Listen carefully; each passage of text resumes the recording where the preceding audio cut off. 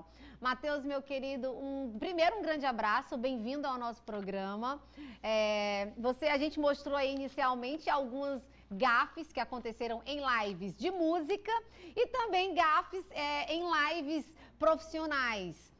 E aí fica a pergunta, como agir diante desses acontecimentos inesperados dentro das lives?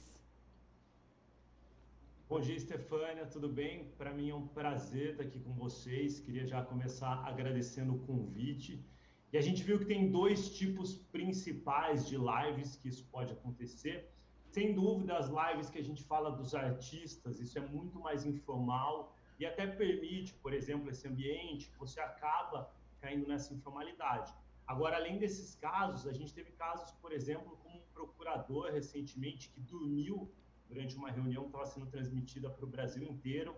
A gente teve um caso também de um vereador que tirou um objeto ali que ele ganhou de presente, que era uma roupa íntima. Então, assim, a gente vê que em vários casos isso sai completamente do contexto de entretenimento, do contexto artístico, Exatamente. E acaba indo até para a política, para as empresas. Então, o que a gente tem que ter muito cuidado? Erros acontecem. O caso da Ludmilla, por exemplo, é um erro que aconteceu ali e você tem que saber lidar com isso com naturalidade. É quando, por exemplo, um cachorro aparece na live, um telefone toca ou algo assim. Mas existe uma segunda categoria que é o despreparo. E aí esse a gente tem que tomar muito cuidado.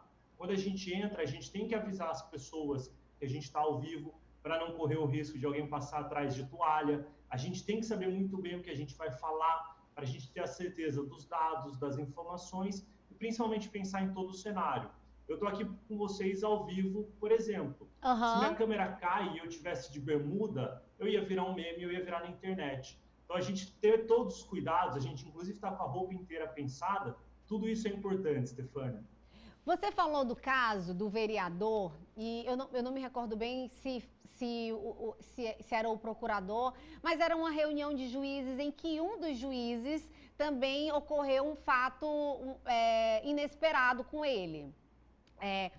Uma reunião de negócios, uma live importantíssima, né? Como a pessoa se portar diante de algo assim? A pessoa não estava esperando de que o microfone estivesse aberto e que outras pessoas poderiam estar ouvindo e vendo aquele acontecimento. Como a pessoa pode se portar diante de um acontecimento assim inesperado? Porque, como você falou, da Ludmilla, uma funkeira, é algo que ela levou assim na brincadeira, mas de pessoas com um grau maior não um grau maior, como que eu posso te falar? Em um momento diferente de trabalho. Sem dúvida, Stefânia, tem alguns cenários que são mais formais, esses cenários exigem um cuidado. E aí tem três coisas que são fundamentais. A primeira é a gente ter a certeza que a gente está preparado. A gente entende as plataformas, a gente entende as ferramentas. Por exemplo, eu sei muito bem quando eu estou aparecendo para vocês, quando eu não estou. A gente ter intimidade com o digital é fundamental. A segunda coisa, supondo que algo aconteceu, quem está ali presente também tem que tentar ajudar. Então, às vezes, aconteceram casos de reuniões empresariais que a pessoa esqueceu a câmera ligada, começou a se despir para ir para o banho e ficou todo mundo quieto e ninguém avisou nada. Então, assim, é fundamental que os parceiros ali também tentem prevenir que aquilo aconteça, mas uma vez que aconteceu e você percebeu que aconteceu, a gente usa uma regra do improviso, que a gente diz que é o seguinte: quando essas coisas acontecerem, a gente nunca pode ignorá-las. Então, você comenta, você tenta tratar aquilo com leveza, porque quando você ignora o fato, de certa forma, quando aquilo fica ainda mais estranho e você acaba virando um meme. Então no caso, pedir desculpa, né, Matheus? Tenta ser o mais natural possível e retomar.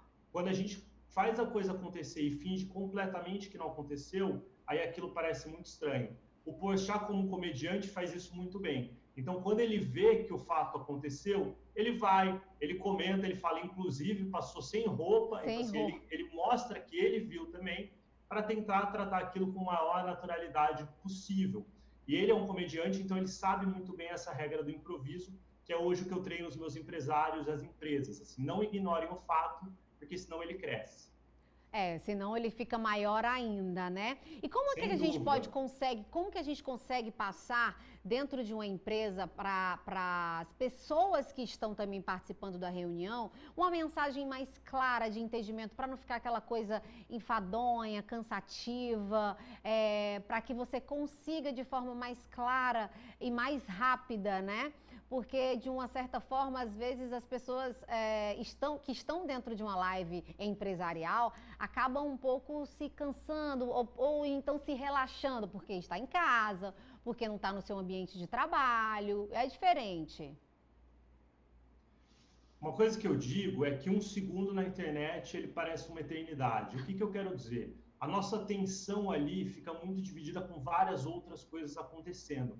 Você tem que ser super dinâmico, você tem que ser super assertivo, principalmente pense no que a sua audiência quer, fale na linguagem dela, comunique-se com ela e diga o que é preciso. E aí o preparo, você saber o conteúdo, você ter isso mapeado, ajuda e ajuda muito. E principalmente na internet, tudo fica reduzido. O gesto fica reduzido, a voz fica reduzida, então tente também ser energético.